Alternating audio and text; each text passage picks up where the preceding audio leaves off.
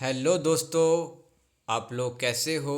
एक किताब को अपन स्टार्ट करें। BPAG 172 इसका कोड है और हम हैंड रिटन नोट से ही पढ़ने वाले हैं। ठीक है, पूरी किताब को, वो बेटर रहेगा।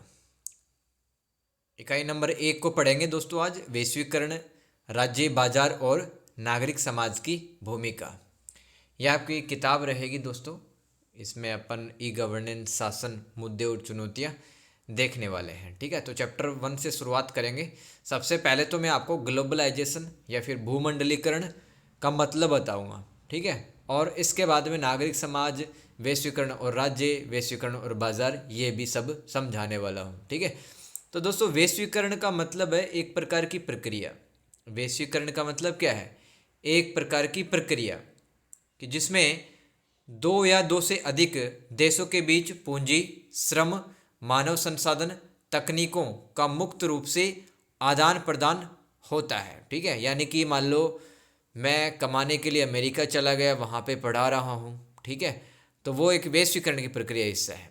अमेरिका और भारत व्यापार कर रहे हैं, ये भी वैश्वीकरण है।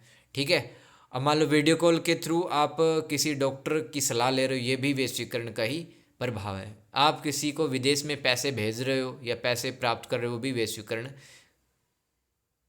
की प्रक्रिया है। और अगर आपने कोई कारखाना खोला है, उसके अंदर मशीनें लगा रहे हो, है ना, यानी कि तकनीकों का मुक्त रूप से आदान प्रदान जिस प्रक्रिया में होता है उसी का नाम वैश्वीकरण है। ठीक है, अब दोस्तों इससे वैश्वीकरण की प्रक्रिया में होता क्या है? व्यापार की रुकावटें दूर होती हैं।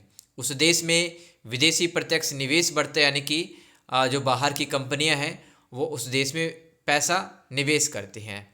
और बहुराष्ट्रीय निगम, मल्टीनेशनल कॉरपोरेशंस, जिनका दो से अधिक देशों में व्यापार चलता है, उन देशों का प्रवेश होता है। जैसे कि भारत में देखो आप, गूगल, माइक्रोसॉफ्ट, सैमसंग, हुंडई, ये सब कंपनियां हैं, MNCs हैं। ठीक है, पिज़्ज़ा, डोमिनोज पिज़्ज़ा, ये सब। तो इससे क्या होता है दोस्तों, दुनिया में जो देश वैश्वीकरण की प्रक्रिया में हिस्सा लेते हैं उनका आर्थिक विकास होता है, उनके यहाँ पे पैसा आता है। इस प्रक्रिया में दुनिया के एक कोने में घटने वाली घटना का प्रभाव दुनिया के दूसरे कोने में घटना के परिणामों को प्रभावित करता है। इसका मतलब क्या है कि अगर मान लो मैं कहूँ कि अमेरिका का राष्ट्रपति कौन होगा, इससे दोस्तों भारत की राजनीति भी प्रभावित हो सकती है। ठीक है, और होती ही है। राइट, तो दुनिया के एक कोने में जो घटना घट रही है उसका प्रभाव दुनिया के दूसरे कोने में भी पड़ता है। इसमें वस्तुएं एवं सेवाओं का आदान प्रदान एक देश से दूसरे देश में होता है। वैश्वीकरण अथवा ग्लोबलाइजेशन की अन्य परिभाषा देख लो। विद्वान हेलेनर के अनुसार वैश्वीकरण एक ऐसी प्रक्रिया है जिसमें परिवहन, संचार व सूचना संसाधनों का विकास, प्रौद्योगिकी का प्रसार यानी कि टेक्नोलॉजी का प्रसार होता है, और समय और दूरी में कमी आती है। यानी कि अभी अपने को बीजिंग जाना है, या अपने को वाशिंगटन जाना है, या न्यूजीलैंड जाना है, तो दोस्तों एरोप्लेन्स हैं। ठीक है, फ्लाइट्स, टिकट बुक करेंगे और कम टाइम में अपन पहुंच जाएंगे हमारी डेस्टिनेशन पे। विश्व के एक हिस्से में किए गए कार्यों का प्रभाव विश्व के दूसरे हिस्सों में पड़ता है। इस कारण से दुनिया एक वैश्विक गांव बन गई है आज के टाइम पे। यूरोपीय आयोग के अनुसार परिभाषा समझो, वैश्वीकरण एक ऐसी प्रक्रिया है जिसमें वस्तुओं, सेवाओं और प्रौद्योगिकी का प्रवाह होता है। विभिन्न देशों व बाजारों में अंतःनिर्भरता बढ़ने से व्यापार बढ़ता है। जैसे कि बीजिंग का जो मार्केट है वो दिल्ली के मार्केट से कनेक्ट है। ठीक है, ऐसे ही अपन वाशिंगटन मार्केट वो दिल्ली के मार्केट से कनेक्ट है। तो दुनिया के जितने बाजारों आपस में जुड़े हुए हैं, सामानों का आयात निर्यात होता रहता है और व्यापार बढ़ता है। ये यूरोपीय आयोग के अनुसार परिभाषा है ग्लोबलाइजेशन की। विद्वान थॉमसन के अनुसार वैश्वीकरण से एक विश्व अर्थव्यवस्था का निर्माण होता है। इस संरचना में राज्य राष्ट्र कमजोर होते हैं तथा बहुराष्ट्रीय निगम शक्तिशाली होते हैं। इसका मतलब क्या है कि मान लो किसी गरीब देश में, मान लो कोई अफ्रीका का देश है, पिछड़ा हुआ देश, उसके अंदर कोई मान लो बहुत बड़े देश की, विकसित देश की कंपनी स्थापित हो रही है, तो वहाँ के प्राकृतिक संसाधनों की वो लूट भी करेगी और जो पैसा वो कमाएगी वहाँ पर वो निवेश नहीं करेगी, अपने ही देश में निवेश कर देगी। तो वैश्वीकरण की प्रक्रिया के कारण आय की असमानता बढ़ रही है और जो राज्य होते हैं वो कमज़ोर हो गए हैं, वो अपने हिसाब से कोई डिसीज़न नहीं ले पाते। जो बड़ी अमीर कंपनियाँ हैं वही उनके इशारों पर ही उनके संसद में कोई कानून बनाए जाते हैं। तो राष्ट्र राज्य कमज़ोर हुए हैं तथा बहुराष्ट्रीय निगम शक्तिशाली होते जा रहे हैं। वैश्वीकरण का उद्भव, ठीक है, यहाँ तक आपको समझ में आ रहा है? अभी तक क्या क्या पढ़ा है हमने? पहले तो मैंने आपको वैश्वीकरण का मतलब बताया है। इसको भूमंडलीकरण भी कहते हैं और इसको ग्लोबलाइजेशन भी कहते हैं। ठीक है, एक प्रोसेस है, एक प्रक्रिया है जिसमें वस्तुओं और सेवाओं का, तकनीकी और ज्ञान का, विचारों का, श्रम का या लेबर का और मानव संसाधन का और पूंजी का मुक्त रूप से प्रवाह होता है। तो इसे क्या कहते हैं? वैश्वीकरण कहते हैं। और इससे देशों के बीच में व्यापार बढ़ता है, एक देश का आर्थिक विकास होता है। ठीक है, क्योंकि वहाँ पर विदेशी प्रत्यक्ष निवेश आता है, फॉरेन डायरेक्ट इन्वेस्टमेंट, एफडीआई जिसको अपन कहते हैं, और बहुत बड़ी बड़ी कंपनियां उस देश में प्रवेश करने लग जाती हैं, स्थापित हो जाती हैं। ये मैंने अब तक बताया है। आगे चलते हैं, वैश्वीकरण का उद्भव, कैसे इसका डेवलपमेंट हुआ। तो रॉबर्टसन ने बताया है कि वैश्वीकरण के उद्भव से संबंधित 5 चरण बताए हैं रॉबर्टसन विद्वान ने। पहला तो बताया कि 1400 ईस्वी और 1750 ईस्वी का वैश्वीकरण का चरण। यूरोप में अंधकार का युग खत्म हुआ, यानी कि यूरोप में जो चर्च व्यवस्था चल रही थी, जो वहाँ पर किसी भी चर्च का जो पादरी अथवा पोप जो कह दिया करता था, लोग उसको ब्लाइंडली फॉलो किया करते, धर्म में अंधे होकर उसको फॉलो करते थे। ठीक है, तो लोग अपना लॉजिक माइंड नहीं लगाते थे, धर्म में जो कि लिखा हुआ है उसको ब्लाइंडली फॉलो किया करते थे, जिसकी वजह से उनका लाइफ प्रोग्रेस नहीं कर पा रहा था। तो ये अंधकार का युग खत्म हुआ, पुनः जागरण का काल आया था। वहाँ पर चेतना जागृत हुई 1400 और 1750 ईस्वी में। यूरोप के समाज में नए नए आविष्कार, डिस्कवरीज वगैरह होती गई। वहाँ पर राष्ट्रवाद का विचार है, यानी कि एक क्षेत्र को लोगों को लगा कि हम संगठित रहेंगे तो ज़्यादा बेहतर रहेंगे, ताकि कोई हमारे पर हमला नहीं कर सके। तो अपने ज़मीन से, अपनी होमलैंड से लोगों का प्यार बढ़ता है। 1750 और 1875 ईस्वी के बीच में यूरोप में राष्ट्र राज्यों का निर्माण हुआ, यानी कि मान लो Spain, Norway, Finland, Germany, France, England, इन्होंने अपनी सीमाएं तय कर दी कि ये अमेरिका है, ये फ्रांस है, ये इंग्लैंड है। वह औद्योगिकरण की प्रक्रिया शुरू हुई वैश्वीकरण के इस दौर के अंदर। 1875 और 1925 के बीच में प्रथम विश्व युद्ध हुआ। अनेक लोगों का पलायन एक देश से दूसरे देश में हुआ था। गैर यूरोपीय राष्ट्र भी महत्वपूर्ण बन गए, यानी कि पहले तो माना जाता था यूरोप के देश हैं पूरी दुनिया पे राज करेंगे, और वो राज कर भी रहे थे। इसके अलावा जब टाइम आगे बढ़ता चला गया तो अनेक देशों के पास में और भी ताकतें आई, तो गैर यूरोपीय राष्ट्र भी इम्पोर्टेंट बन गए।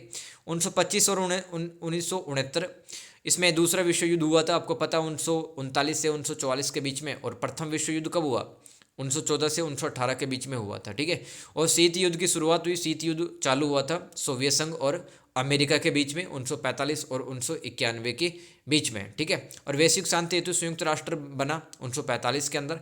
और तीसरी दुनिया का निर्माण हुआ। तीसरी दुनिया में दोस्तों जो गरीब देश है वो सब आते हैं, दूसरी दुनिया में आपके विकासशील देश आते हैं। 1969 1992 में देखते हैं अंतरिक्ष प्रौद्योगिकी, स्पेस टेक्नोलॉजी और अन्वेषण, यानी कि अंतरिक्ष में नए नए उपग्रह हैं वो छोड़े जा रहे थे, अंतरिक्ष से संबंधित जानकारी जुटाई जा रही थी दुनिया के द्वारा। तो ज्ञान का आदान प्रदान हो रहा था, ये भी वैश्वीकरण का ही हिस्सा है।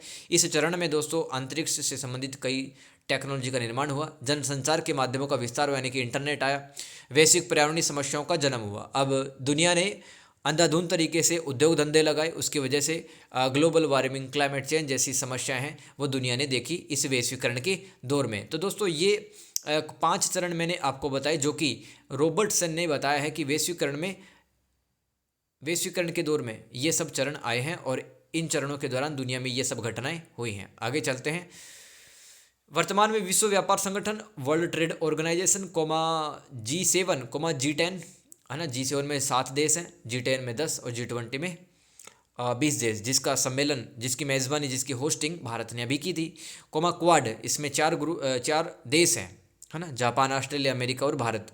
जैसे संगठनों का निर्माण हुआ है जो अंतर्राष्ट्रीय शासन को लागू करके वैश्वीकरण की प्रक्रिया को आगे बढ़ा रहा है, यानी कि ये भी नियम कानून बनाते हैं कि आपको हमारे हिसाब से चलना होगा। जैसे कि मान लो भारत WTO का सदस्य देश है, तो भारत को व्यापार से संबंधित जो नीतियाँ नियम हैं वो WTO के कहने पर ही बनाने पड़ेंगे। तो ये जो अंतर्राष्ट्रीय संस्थाओं के द्वारा जो नियम कानून बनाए जाते हैं, इसी को कहते हैं अंतर्राष्ट्रीय शासन। तो अंतर्राष्ट्रीय शासन को लागू करके इन संस्थाओं ने वैश्वीकरण की प्रक्रिया को आगे बढ़ाया है। इंटरनेट, मोबाइल, कंप्यूटरों और फैक्स के विकास के कारण वैश्वीकरण की प्रक्रिया में तेजी आई है। साथ ही द्विपक्षीय यानी कि दो देशों के बीच में और बहुपक्षीय सहयोग बढ़ने से वैश्विक नेटवर्किंग बढ़ी है ना।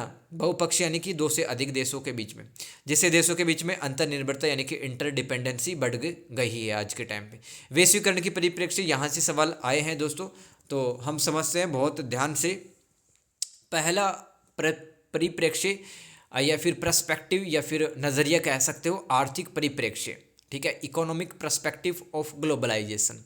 इसमें क्या लिखना है आपको, वैश्वीकरण के कारण दुनिया की अर्थव्यवस्था में अंतर्निर्भरता बढ़ी है, जैसे कि भारत की अर्थव्यवस्था, वो चीन की अर्थव्यवस्था, जापान और रूस और इजराइल और अमेरिका की अर्थव्यवस्था पर टिकी हुई है। ऐसा सीमा पार व्यापार में वृद्धि होने से, यानी कि भारत की सीमा पार भी हम सामान बेचते हैं, हम मध्य एशिया में बेचते हैं, यूरोप में बेचते हैं, ऑस्ट्रेलिया में बेचते हैं, तो सीमा पर क्रॉस बॉर्डर ट्रेड बढ़ा है, पूंजी की आवाजाही, पैसा इधर से उधर आया है और प्रौद्योगिकी प्रसार के कारण हो रहा है, अंतर्निर्भरता बढ़ रही है। इससे देशों का आर्थिक विकास हुआ है, देशों की अंतर्राष्ट्रीय बाजारों तक पहुंच बढ़ रही है, जिससे अधिक निर्यात हुआ है, ज़्यादा से ज़्यादा सामान बेचे गए हैं देशों के द्वारा। कंपनियों के बीच प्रतिस्पर्धा बढ़ रही है आज के टाइम पे, जिससे उत्पादकता में सुधार हुआ है। कम कीमत पर ग्राहकों को अच्छी वस्तुएं व सेवाएं मिल रही हैं आज के टाइम पे। व्यापार बढ़ने से देशों के बीच आर्थिक सहयोग बढ़ता है, जिससे देशों के बीच तनाव भी कम हुआ है। अब देखो, जैसे चीन और ये भारत, इन दो देशों के बीच में दोस्तों बहुत सारे डिस्प्यूट, बहुत सारे विवाद, लड़ाइयाँ हैं, जैसे सीमा विवाद ही है, ठीक है, आए दिन झड़पें वगैरह होती भी रहती है, लेकिन हमारा करोड़ों अरबों का व्यापार इनसे चलता है, तो हम इनसे संबंध तो, रिश्ते तो तोड़ नहीं सकते हैं, सीधी सी बात है। तो दो देशों के बीच में जो तनाव है वो कम कैसे किया जा सकता है, व्यापार बढ़ा करके। अत्यधिक उत्पादन बढ़ने से उपभोक्तावाद संस्कृति का प्रसार हुआ है। तो भाई पहले अपन एक ही साबुन लेने जाया करते थे किराना की स्टोर पे, याद है ना, बचपन के दिन, और आज और दोस्तों शॉपिंग मॉल में चले जाते हैं तो वहाँ से कम 5-10 प्रोडक्ट अपन खरीद के ही लाते हैं, चाहे हमारे वो काम के क्यों ना हो, ठीक है, मतलब काम नहीं भी आ रहे हैं फिर भी अपन उन सामानों को ज़्यादा से ज़्यादा खरीद रहे हैं। ये कंज्यूमरिज्म या फिर उपभोक्तावाद संस्कृति कहलाता है, जिससे पर्यावरण का नुकसान हुआ है, कचरा बढ़ा है। वैश्वीकरण ने जलवायु परिवर्तन व ग्लोबल वार्मिंग जैसी समस्याओं को जन्म दिया। ग्लोबल वार्मिंग मतलब धरती का तापमान बढ़ रहा है प्रत्येक साल, और जलवायु परिवर्तन यानी कि एक स्थान की जो औसत मौसम की दशाएं हैं वो बदल रही हैं, क्लाइमेट चेंज हो रहा है। तो वर्तमान में देशों के बीच आय असमानता बढ़ी, यानी कि कुछ देश अमीर हो गए हैं, कुछ देश काफ़ी ज़्यादा गरीब हो गए हैं, जिससे बेहतर रोजगार की तलाश में लोग अपना देश छोड़कर दूसरे देश जा रहे हैं। यह आपको लिखना है आर्थिक परिप्रेक्ष्य में, वैश्वीकरण का आर्थिक परिप्रेक्ष्य, ठीक है, होगा याद। चलो बहुत बढ़िया, आगे चलते हैं। सांस्कृतिक सामाजिक परिप्रेक्ष्य, सोशियो कल्चरल पर्सपेक्टिव, ये क्या होता है? यह परिप्रेक्ष्य या यह नज़रिया या यह दृष्टिकोण इस बात की जांच करता है कि व्यापार, प्रौद्योगिकी और यात्रा के माध्यम से दुनिया की परस्पर संबद्धता विभिन्न समाजों के सामाजिक और सांस्कृतिक पहलुओं को कैसे प्रभावित कर रही है। देखो, संबद्धता मतलब होता है किसी चीज़ से रिलेट करना। तो आज के टाइम पे क्या हो रहा है, जैसे कि अमेरिका का जो खान पान है वो भारत में अपनाया जा रहा है। अमेरिका, इंग्लैंड जैसे जो कपड़े हैं वो यहाँ पर लड़के लड़कियाँ पहन रही हैं, लोग पसंद कर रहे हैं दूसरे देशों के कल्चर को, ठीक है। तो किस तरह से जो व्यापार होता है और टेक्नोलॉजी होती है और हम यात्रा करते हैं किस स्थान से दूसरे स्थान तक, तो दुनिया का एक समाज और दुनिया की वो संस्कृति किस तरह से प्रभावित होती है वो हम चेक करते हैं सांस्कृतिक सामाजिक परिप्रेक्ष्य में। आज सीमाओं के पार विचारों, मूल्यों, रीति रिवाजों और जीवन शैली से जुड़े व्यवहारों का आदान प्रदान हो रहा है। वैश्वीकरण से सांस्कृतिक समरूपता यानी कि कल्चरल होमोजिनाइजेशन व सांस्कृतिक संकरण यानी कि कल्चरल हाइब्रिडाइजेशन समाज में दिख रहे हैं। कल्चरल होमोजिनाइजेशन क्या होता है कि जैसे कि मैं आपको बताऊं कि मान लो भारत में मान लो मेरे सामने 4 व्यक्ति खड़े हैं, एक हिंदू धर्म को मानने वाला, एक इस्लाम को, एक सिख धर्म को मानने वाला, एक ईसाई धर्म को मानने वाला, ठीक है। अब दोस्तों जैसे अमेरिका में जिस तरह से लोग कपड़े पहन रहे हैं, ठीक है, कपड़े पहन रहे हैं, वैसे ही कपड़े मान लो ये चारों धर्म के लोग पहनने लग जाएं, तो इसको कहते हैं सांस्कृतिक समरूपता, कल्चरल होमोजेनाइजेशन। यानी कि चारों के धर्म अलग अलग थे लेकिन उन सब ने एक ही संस्कृति के कपड़े पहने और उनके आचार विचार भी एक संस्कृति के जैसे ही है ना, उनका खान पान भी उस संस्कृति के जैसा, यानी कि अमेरिका जैसे ही वो खाना खा रहे हैं।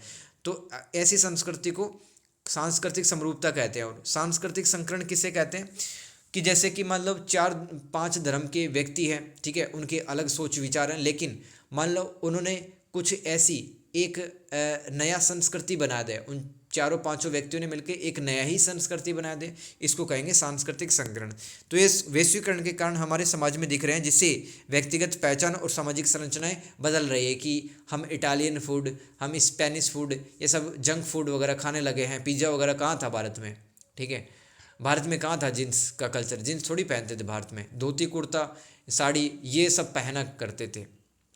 लेकिन सांस्कृतिक वैश्वीकरण के कारण हमारे समाज में काफ़ी जो व्यापक बदलाव हैं वो हम देख रहे हैं। मीडिया और पर्यटन द्वारा संगीत, भोजन, फैशन, मनोरंजन जैसे सांस्कृतिक तत्वों का एक क्षेत्र से दूसरे क्षेत्र में प्रसार हो रहा है। दूसरे देशों का म्यूजिक सुन रहे हैं, अपन गाने सुन रहे हैं, दूसरे देशों के भोजन को अपन पसंद कर रहे हैं, घरों में बन रहे हैं, ठीक है, और दूसरे देशों कॉमेडी शो भी देख रहे हैं। तो मनोरंजन जैसे सांस्कृतिक तत्व होते हैं वो एक क्षेत्र से दूसरे क्षेत्र में फैल रहे हैं।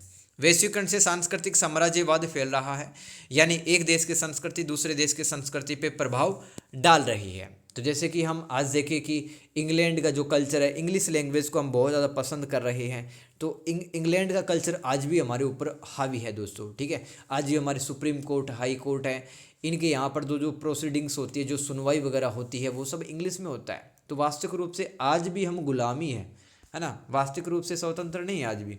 तो दूसरे देशों की संस्कृति हमारे ऊपर आज भी हावी है भारत पर। जैसे पश्चिमी संस्कृति का प्रभाव भारत पर पड़ रहा है, इससे स्थानीय संस्कृतियों का नुकसान हो रहा है। हमारे जो कल्चरल वैल्यू थे, हम अपनी पुरानी बातों को भूलते जा रहे हैं। वर्तमान में इंटरनेट के आगमन से लोगों में अपनी संस्कृति बचाने हेतु जागरूकता बढ़ रही है।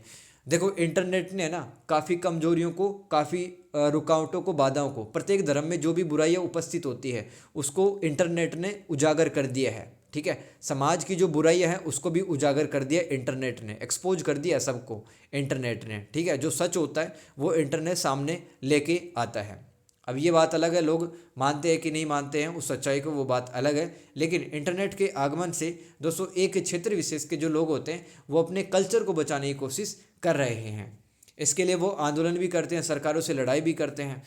सामाजिक सांस्कृतिक पहलू पर वैश्वीकरण के प्रभाव क्या पड़ते हैं वो देख लो। अंतर सांस्कृतिक समझ और सहिष्णुता में वृद्धि हो रही है, यानी कि हम दूसरे देशों की संस्कृति को समझ रहे हैं, वहाँ के लोग कैसे कपड़े पहनते हैं, कैसे खान पान है उनका, क्या आचार विचार है, ये हम वैश्वीकरण की सहायता से समझते हैं। और सहिष्णुता में वृद्धि हो रही है, यानी कि मान लो हमारा धर्म ए है, दूसरे धर्मों के व्यक्ति अगर हमारे साथ पढ़ रहे हैं, बैठ रहे हैं, खाना खा रहे हैं, तो हमें कोई आज खासी दिक्कत होती नहीं है, ठीक है, क्योंकि हम टॉलरेंट हो गए हैं, सहिष्णु हो गए हैं।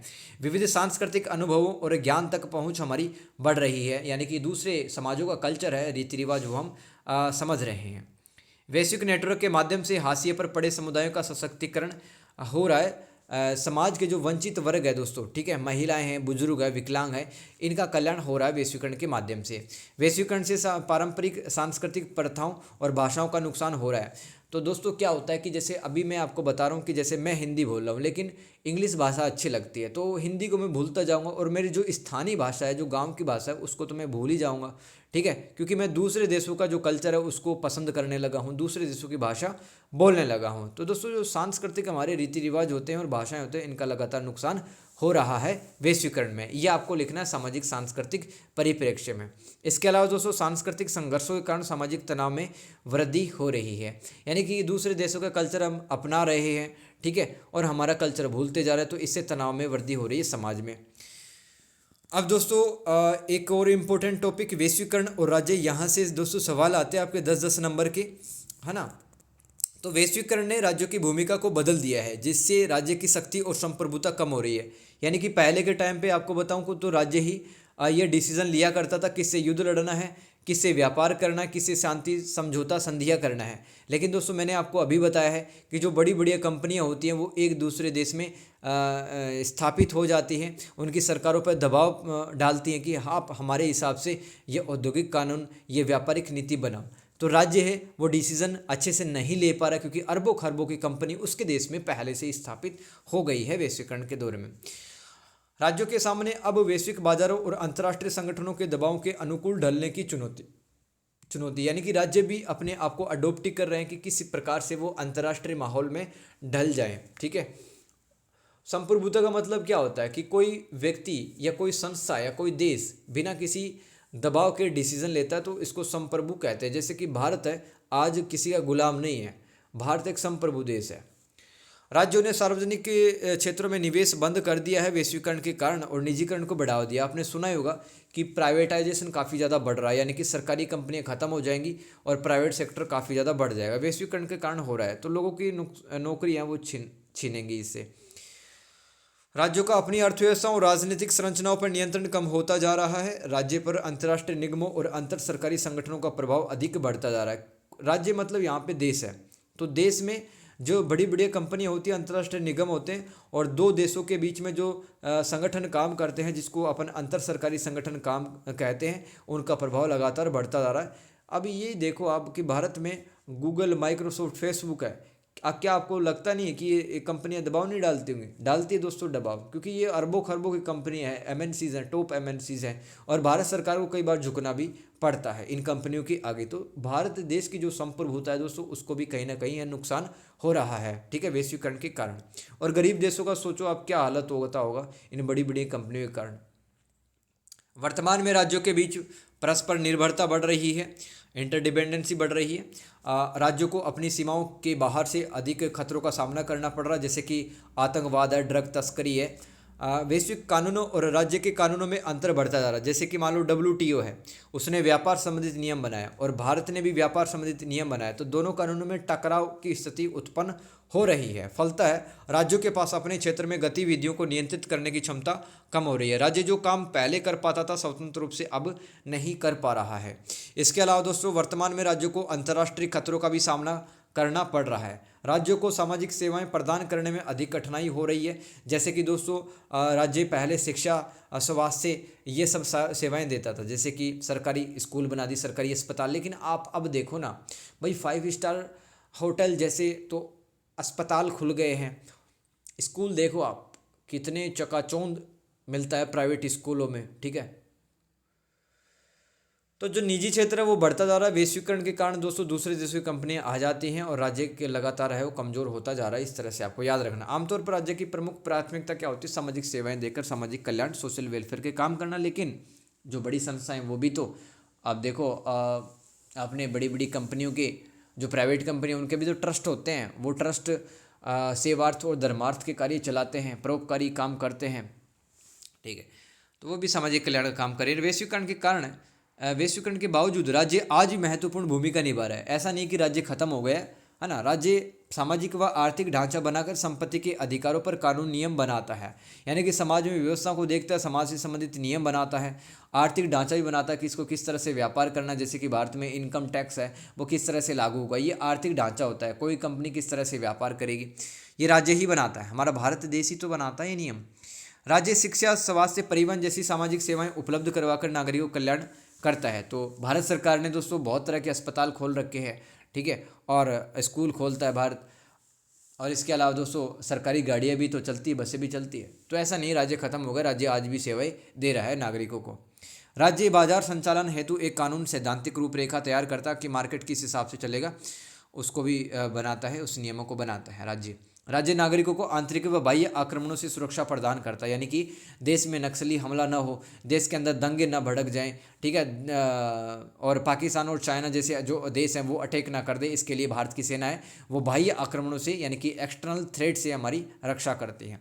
राज्य बाजार के कार्यकर्ताओं के प्रदर्शन में सुधार लाता तथा बाजार के हितों के साथ सार्वजनिक संस्थाओं के हितों को संतुलित करता है। देखो, बाजार के कार्यकर्ता क्या होते हैं? जो बाजार के अंदर काम करते हैं। जैसे कि बाजार के अंदर काफ़ी सारी प्राइवेट कंपनियां होती हैं, ठीक है, और कई व्यक्ति शामिल होते हैं जो बाजार के नियमों को समझते हैं, बाजार में पैसा लगाते हैं, सब बाजार के कार्यकर्ता हो गए। तो राज्य क्या चाहता है, कोई देश क्या चाहता है कि जिसने मार्केट में पैसा लगाया उसको भी फ़ायदा मिल जाए और भारत देश को भी फ़ायदा मिल जाए, ठीक है। तो इस तरह से राज्य है वो नियम कानून बनाता है बाजार के लिए भी, ताकि सार्वजनिक संस्थाओं के हित भी पूरे हो जाए। आगे चलते, वैश्वीकरण और बाजार। अभी हमने क्या समझा था? वैश्वीकरण और राज्य, ये दोस्तों आया हुआ है, ठीक है। और ये इसके अलावा ये भी इम्पोर्टेंट है, वैश्वीकरण और बाजार, ग्लोबलाइजेशन एंड मार्केट। तो वैश्वीकरण दुनिया भर में वस्तुओं, सेवाओं और विचारों और सूचनाओं को फैलाने की प्रक्रिया है वैश्वीकरण। इसका बाजारों पर महत्वपूर्ण प्रभाव पड़ता है, जिसमें प्रतिस्पर्धा बढ़ाना, विपणन को अधिक कुशल बनाना, यानी कि मार्केटिंग, अलग अलग वस्तुओं की करना। आप देखते ही है दोस्तों, जैसे कि फेसबुक यूट्यूब पर अनेक कंपनियां हैं एडवर्टाइजमेंट करती हैं कि हमारे प्रोडक्ट खरीद लो, तो मार्केटिंग को अधिक कुशल बनाया जा रहा है वैश्वीकरण के दौर में, और अनेक कंपनियों के बीच में कंपटीशन बढ़ रहा है और उपभोक्ताओं और व्यवसाय के लिए अवसर पैदा किया है। अब उपभोक्ता के लिए, कंज्यूमर के लिए, कस्टमर के लिए क्या अवसर है कि वो सस्ते दाम पर अच्छा प्रोडक्ट ले सकता है। वैश्वीकरण के कारण ये संभव हुआ है। भाई शॉपिंग मॉल में जाते हो एक साबुन फेस वॉश खरीदने के लिए, वहाँ पे बतेरी कंपनियों के फेस वॉश और साबुन होते हैं कि नहीं होते, तो ये वैश्वीकरण का फ़ायदा ही तो है। वैश्वीकरण से दुनिया भर के बाज़ारों के बीच प्रतिस्पर्धा बढ़ जाती है। वैश्वीकरण से विपणन अधिक सुव्यवस्थित हो गया है, जिससे कंपनियों को अंतर्राष्ट्रीय उपभोक्ताओं को आकर्षित करने में मदद मिलती है। वैश्वीकरण कम कीमतों पर अधिक वस्तुओं और सेवाओं के उत्पादन और बिक्री हेतु अनुमति देता है। वैश्वीकरण से खुले बाजार और आपूर्ति श्रृंखलाएं बनती है, यानी कि सप्लाई चेन बनती है। यानी कि अगर आपको अमेरिका सामान भेजना है तो आप भेज सकते हो, क्योंकि सप्लाई चेन बनी हुई है और पूरी दुनिया है वो एक वैश्विक गांव, एक ग्लोबल विलेज बन गया है। आप अपने सामान भेज सकते हो जो अधिक लचीली और विविधतापूर्ण होती है, यानी कि जो सप्लाई चेन होती है आपके हिसाब से ही वो चलेगी। ठीक है, आप जितना प्रोडक्ट बनाओगे, जितना पैसा रखोगे, उस हिसाब से उसको लोग लेंगे। खुली अर्थव्यवस्था बंद अर्थव्यवस्थाओं की तुलना में तेज़ी से बढ़ती है। इसका मतलब क्या है, किसी देश ने अगर दिल खोल करके वैश्वीकरण का स्वागत किया है और सरकार का नियंत्रण उस देश के बाज़ार पर कम से कम है, तो वो खुली अर्थव्यवस्था कहलाती है, जैसे कि भारत। इसलिए भारत का बहुत तेज़ी से विकास हो रहा है। और बंद अर्थव्यवस्था क्या है दोस्तों, जैसे कि भारत में 1991 से पहले बंद अर्थव्यवस्था थी, सरकार का काफ़ी कंट्रोल था मार्केट पे, इतनी प्राइवेट कंपनियां नहीं थी। ठीक है, तब हम आर्थिक विकास नहीं कर पाए थे। तो खुली अर्थव्यवस्था जो ओपन इकोनॉमीज होती है वो बहुत तेज़ी से ग्रो करती है। वैश्विक बाजार में मुक्त व्यापार अवधारणा का प्रचलन बढ़ रहा है, यानी कि फ्री मार्केट का जो कॉन्सेप्ट है वो बढ़ रहा है, जिसमें देश व्यापार से संबंधित रुकावटों को दूर कर रहे। वैश्वीकरण से पूंजीवाद की प्रक्रिया तेज हो गई है। उदारीकरण का मतलब क्या है, जो दुनिया के देश हैं वो उदार लिबरल नियम बना रहे हैं। ठीक है, ताकि बिजनेस को आसानी से किया जा सके, है ना। नियमों में नरमी बरती जाना ये उदारीकरण कहलाता है। सेवाओं की आउटसोर्सिंग करने से परिचालन लागत यानी कि ऑपरेशनल कॉस्ट कम हुई है तथा बहुराष्ट्रीय निगम अधिकतम मुनाफा कमा रहे हैं। सेवाओं की आउटसोर्सिंग क्या होती है कि जैसे कि मान लो आपकी कोई कंपनी है वॉशिंग मशीन बनाने की, ठीक है, और मान लो आपने ब्रिटेन इंग्लैंड में अपनी वॉशिंग मशीन बेची, तो आपने सोचा कि मुझे भारत में अपना कस्टमर केयर है या सर्विस सेंटर है वो ब्रिटेन में ही खोलना है। ठीक है, तो आप खुद काम नहीं करके दूसरों से काम करवाते हो। इस व्यवस्था को क्या कहते हैं, सेवाओं की आउटसोर्सिंग कहते हैं। तो इससे क्या होता है कि जो ऑपरेशनल कॉस्ट होती है, ठीक है, अब देखो आप भारत में आपने वॉशिंग मशीन बनाने का कारखाना खोला, अब मान लो आपने कस्टमर केयर और सर्विस सेंटर के लिए भी ज़मीन खरीदी होती तो आपकी कॉस्ट काफ़ी बढ़ जाती ना। तो आपने सोचा दूसरे देश में मैं सेटअप कर लेती हूँ अपना, वहाँ पे कम खर्चा आएगा। तो इसको कहते हैं सेवा की आउटसोर्सिंग। इससे क्या होता है, परिचालन लागत कम होती है और बहुराष्ट्रीय निगम अधिकतम मुनाफा कमाते हैं। वैश्वीकरण के कारण संगठित राष्ट्रीय वित्त बाजार खत्म होते जा रहे हैं। इसका मतलब है कि दुनिया के मान लो पहले 4-5 देश मिलकर के क्या करते थे, अब वो खुद ही नियम बनाते थे और वो कहते थे कि भाई 4-5 ही देश हम व्यापार करेंगे, है ना, और किसी दुनिया के देशों को किसी अनुमति नहीं देंगे। मैं तुम्हारे सामान पर कम टैक्स लगाऊंगा, तुम मेरे सामानों पर कम टैक्स लगा देना। इससे क्या होता है कि बंद अर्थव्यवस्था से बन जाती थी। और जो संगठित राष्ट्रीय वित्तीय बाजार थे दोस्तों, इससे क्या होता था, जो सप्लाई चेन थी, मतलब सामान है वो दुनिया में बिक भी नहीं पाते थे। तो 3-4 देश मिलकर के ही व्यापार के नियम डिसाइड करते थे खुद के लिए और 3-4 ही व्यापार करते थे। इसको कहते हैं संगठित राष्ट्रीय वित्तीय बाजार। लेकिन वैश्वीकरण के कारण दोस्तों हर देश है, दुनिया के हर देश से व्यापार करना पसंद कर रहा है आज के टाइम पे। आज बाजार स्वयं हित यानी कि सेल्फ इंटरेस्ट के सिद्धांत पे काम करता है, यानी कि मांग और आपूर्ति के सिद्धांत पे काम करता है। बाजार सरकार का कम से कम नियंत्रण रहा है बाजार पर, तथा बाजार आय धन शक्ति के वितरण को निर्देशित करने वाले शक्तिशाली संस्थान बन गए हैं। मार्केट में दोस्तों काफ़ी इनकम आता है, पैसा आता है और पावर है मार्केट में। जिसका टैलेंट होगा, जिसके पास पावर होगी, वो मार्केट से पैसे बनाकर ले जाएगा, क्योंकि ग्लोबलाइजेशन का जमाना है। वैश्वीकरण के क्या लाभ है, वैश्वीकरण ने लोगों को गरीबी से बाहर निकाला है। इससे उपभोक्ताओं श्रमिकों और व्यवसायों के लिए अवसर पैदा होते हैं। इससे देशों का आर्थिक विकास होता है। ये वैश्वीकरण के लाभ लिख सकते हो आप। हानि क्या है वो भी देख लो। विदेशी बाजारों में संसाधनों का प्रबंधन करना कंपनियों के सामने आज चुनौती बनती जा रही है। ये वैश्वीकरण की हानि। इसका मतलब क्या है, मान लो अफ्रीका के देश में कोई बड़ी सी कंपनी चली गई अमेरिका की, लेकिन वहाँ पे कच्चा माल ही नहीं मिल रहा, वहाँ पे मानव संसाधन नहीं मिल रहे, तो संसाधन का प्रबंधन मैनेजमेंट करना रिसोर्सेज का, वो भी एक चैलेंज है विदेशी कंपनियों के सामने।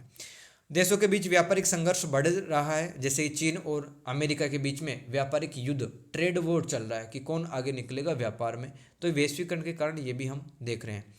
लास्ट टॉपिक पढ़ते हैं दोस्तों, वैश्वीकरण और नागरिक समाज। वैश्वीकरण और नागरिक समाज, तो नागरिक समाज क्या होता है, मतलब सरकार से अलग ऐसे संगठन जो कि लोग हैं वो मिल करके बनाते हैं, सरकारों से कोई सहायता नहीं लेते हैं, अपने दम पर वो अच्छाई के भलाई के काम करते हैं, इसको नागरिक समाज कहते हैं। ठीक है, ये गैर सरकारी संगठन होते हैं जो सरकार से जुड़े हुए नहीं होते लेकिन सरकार पे दबाव डाल देते हैं।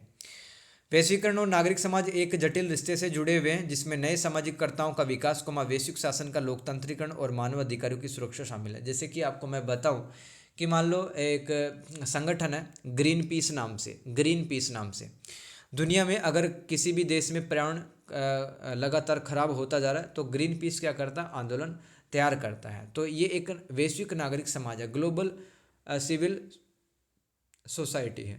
ठीक है, पूरी दुनिया से अपने विचार आदान प्रदान करता है वैश्वीकरण के माध्यम से ये नागरिक समाज, और दुनिया में मानव अधिकारों की रक्षा कर रहा है और लोकतंत्र को बढ़ावा भी दे रहा है। वैश्वीकरण गैर राज्यकर्ताओं जैसे नागरिक समाज के लिए अंतर्राष्ट्रीय मामलों में भाग लेने के लिए नए स्थान बनाता है। नागरिक समाज लोकतंत्र की वकालत कर सकता है, वैश्विक शासन को लोकतांत्रिक बना सकता है, यानी कि वैश्विक शासन को लोकतांत्रिक बना सकता है, मतलब कि किसी देश के साथ में भेदभाव ना हो, चाहे वो क्षेत्रफल में छोटा हो, किसी भी देश के नागरिकों के साथ में किसी प्रकार का कोई अन्याय ना हो। ये कौन सुनिश्चित करता है, नागरिक समाज सुनिश्चित करते हैं, क्योंकि ये सरकारों पर दबाव डालते हैं कि आप मानव अधिकार से संबंधित, आप महिलाओं से संबंधित, आप कृषकों मजदूरों से संबंधित आप कुछ अच्छे नियम कानून बनाओ। ये नागरिक समाज बनाता है। नागरिक समाज क्या है भाई, आप और हम जैसे लोग हैं वो किसी उद्देश्य के लिए, ठीक है, एक संगठन बना लेते हैं, इसी को नागरिक समाज कहते हैं। ठीक है, किसी एक उद्देश्य के लिए एक संगठन बना लेते हैं, इसको नागरिक समाज कहते हैं। तो नागरिक समाज मानव अधिकारों की रक्षा में मदद कर सकता है ताकि लोगों को शिक्षा, स्वास्थ्य, आर्थिक विकास के लाभों में उचित हिस्सा मिल सके, आर्थिक विकास के लाभों में उचित हिस्सा मिल सके। नागरिक समाज वैश्वीकरण की कमियों जैसे आर्थिक शक्ति के इकट्ठा होने का विरोध कर सकता है, कि मतलब कुछ देशों के पास में इतना पैसा क्यों इकट्ठा हो गया, कुछ लोगों के पास में इतना पैसा क्यों है आज, क्योंकि इससे क्या होगा, दुनिया का पैसा एक जगह इकट्ठा हो जाएगा तो दूसरी जगह गरीबी आ जाएगा ना। इसका विरोध भी नागरिक समाज करता है। नागरिक समाज मानव उद्यम और समुदाय के क्षेत्र में नवाचार कर सकता है, यानी कि इंसान के सामने कौन कौन सी आजकल समस्याएं आ रही हैं, एक समुदाय है आगे क्यों नहीं बढ़ पा रहा है, तो इसके लिए नए नए जो इनिशिएटिव, पहल, जो नवाचार रहते हैं, नए नए कदम रहते हैं, वो नागरिक समाज उठा सकता है। नागरिक समाज क्षेत्रीय तथा वैश्विक हो सकता है। वैश्विक नागरिक समाज, ग्लोबल सिविल सोसाइटी, GCS लिख देना इसको, दूसरे वाले C को S बना देना। ठीक है, वैश्विक नागरिक समाज क्या होता है, जो पूरी दुनिया के स्तर पे काम करता है। इसमें बिजनेसमैन, सामाजिक आंदोलनकर्ता, पर्यटक, शिक्षाविद, कलाकार, नरजातीय और भाषाई समूह शामिल होते हैं वैश्विक नागरिक समाजों में, जो निम्न मुद्दों पर चर्चा करके सरकारों पर दबाव डालते हैं, जैसे कि पर्यावरण संरक्षण, जातीय धार्मिक उत्पीड़न के मुद्दे। इसके अलावा मताधिकारों का दायरा फैलाने, यानी कि मान लो किसी देश में महिलाओं को वोट डालने का अधिकार नहीं है तो उन महिलाओं को वोट डालने का अधिकार भी है, वो नागरिक समाज दिला रहे हैं आज। मजदूरों, किसानों के अधिकार बढ़ाने के वकालत करते हैं। महिला सशक्तिकरण, यानी कि वुमेन एम्पावरमेंट, महिला को मजबूत, महिला के अधिकारों को बढ़ाने की बातें करते हैं नागरिक समाज। शिक्षा तक सबकी पहुँचो आदि मुद्दों पर कौन बात करता है, वैश्विक नागरिक समाज, जिसमें बहुत सारे लोग शामिल होते हैं जो मैंने लिख दिया है यहाँ पर। आगे चलते हैं। अतः नागरिक समाज गैर सरकारी तथा गैर लाभकारी संगठन होते हैं, यानी कि पैसा कमाना इनका उद्देश्य नहीं होता है और ये सरकारों से जुड़े नहीं रहते प्रत्यक्ष रूप से, लेकिन सरकारों पर दबाव डालते हैं, जो स्वेच्छा से अपने मन से वैश्वीकरण के समय में सामाजिक कल्याण करते हैं। विद्वान डायमंड ने नागरिक समाजों को इस तरह बांटा है, मतलब इसका वर्गीकरण, कैटेगराइजेशन देख लो कितने तरह का नागरिक समाज हो सकता है। आर्थिक नागरिक समाज, सांस्कृतिक नागरिक समाज, अनौपचारिक व शैक्षिक नागरिक समाज, हित आधारित संगठन और विकासात्मक नागरिक समाज, राजनीतिक नागरिक समाज, जो कि राजनीति संबंधित समस्याओं को दूर करने का काम करते होंगे, सामाजिक और भावनात्मक नागरिक समाज। तो ये विद्वान डायमंड ने 7 तरह के नागरिक समाज है वो बताए हैं। तो निष्कर्ष में आप लिख सकते हो दोस्त, वैश्वीकरण से असमानता तो उत्पन्न हुई है, यानी कि कुछ देश अमीर बन गए, कुछ देश गरीबी रह गए। लेकिन किसी देश में नागरिक समाज का अस्तित्व हो तो वहाँ पर हम मान सकते हैं कि वहाँ पे लोकतंत्र है। समझ गए? तो किसी देश में नागरिक समाज का अस्तित्व है, वहाँ लोकतंत्र के स्तर का संकेतक होता है, क्योंकि जो नागरिक समाज है वो सरकारों के खिलाफ आवाज़ उठाते हैं कि आप नागरिकों को अधिकार, आज़ादी, स्वतंत्रता दो, आप इनके लिए भलाई के लिए कानून, नीति, नियम बनाओ। ये नागरिक समाज का काम ही होता है। आगे चलते हैं। विद्वान बोहमान ने वैश्विक नागरिक समाज यानी ग्लोबल सिविल सोसाइटी को मजबूत बनाने हेतु 3 बातें कही हैं विद्वान बोहमान ने, कि वे सार्वजनिक चर्चा में भाग लें और विविध तर्कों के जरिए समस्या का समाधान करें, यानी कि खुले आसमान के नीचे चर्चा करें, जो सिविल सोसाइटी के लोग हैं, ठीक है, और दुनिया में जो समस्याएं हैं, चाहे वो आतंकवाद की हो, ड्रग तस्करी की हो, ह्यूमन ट्रैफिकिंग की हो, ठीक है, व्यापार संबंधित रुकावटें हों या मानवाधिकार से संबंधित, तो इन सभी मुद्दों पर चर्चा वो खुले दिल के साथ में करें, अपने लॉजिक के साथ में करें, स्वतंत्रता और समानता के आदर्शों के लिए प्रतिबद्ध रहे, प्रतिबद्ध यानी कि कमिटेड रहना, यानी कि सब लोग स्वतंत्र रहें, सब लोगों को समानता का अधिकार मिले, इस सिद्धांत पर चले, नागरिक समाज तो बेहतर होगा, वो मजबूत बनेंगे। फिर आगे विद्वान बहुमान कहते हैं कि ये जो नागरिक समाज होते हैं इनको विमर्शी एजेंट बनना चाहिए, यानी कि डेलिबरेटिव एजेंट बनना चाहिए, ताकि नागरिक समाजों की पहुंच पूरी दुनिया तक हो सके, है ना। विमर्शी एजेंट का क्या मतलब होता है? जो चिंतनशील होते हैं, जो विचारशील होते हैं, जो दुनिया की समस्याओं को एक नए नज़रिए से, एक नई सोच के साथ में सोचकर उनका समाधान करते हैं, उनको कहते हैं विमर्शी एजेंट। तो आज नागरिक समाज को विमर्शी एजेंट बनने की ज़रूरत है। तो दोस्तों इस तरह से मैंने आपको पहला चैप्टर है वो पढ़ा दिया है। और दोस्तों अगर आप पहली बार हो तो चैनल को सब्सक्राइब कर लेना, क्योंकि इसमें 15 चैप्टर हैं और इसके अलावा previous year question paper plus important question paper और गेस पेपर, ठीक है, वो मैं 15 चैप्टर कंप्लीट होने के बाद ही बनाऊंगा। तो इस जर्नी में मैं आपका साथ दूंगा, ठीक है। BPSC 172 इसको अपन किताब से नहीं पढ़ेंगे, क्योंकि दोस्तों यहाँ पर मैं आपको हैंड रिटन नोट से ही पढ़ाता हूँ हर बार, ठीक है। आप और वीडियो भी देख सकते हो और सब्जेक्ट पे जो बने हुए हैं। तो यही हमारा पढ़ाने का तरीका है। टाइम लगता है, मेहनत लगती है, लेकिन एक बार पढ़ते अच्छे से पढ़ते और मन लगा के पढ़ते, ताकि बार बार ना पढ़ना पड़े, ठीक है। तो BPSC 172 में दोस्तों यूनिट नंबर 1 कंप्लीट होता है। आई होप दोस्तों आपको समझ में आया होगा और आपको पसंद लगा होगा पढ़ना। Thank you so much. Video कैसे लगी ज़रूर बताना। मिलते हैं नेक्स्ट वीडियो में यूनिट नंबर 2 में। तब तक के लिए God bless you, take care, bye bye.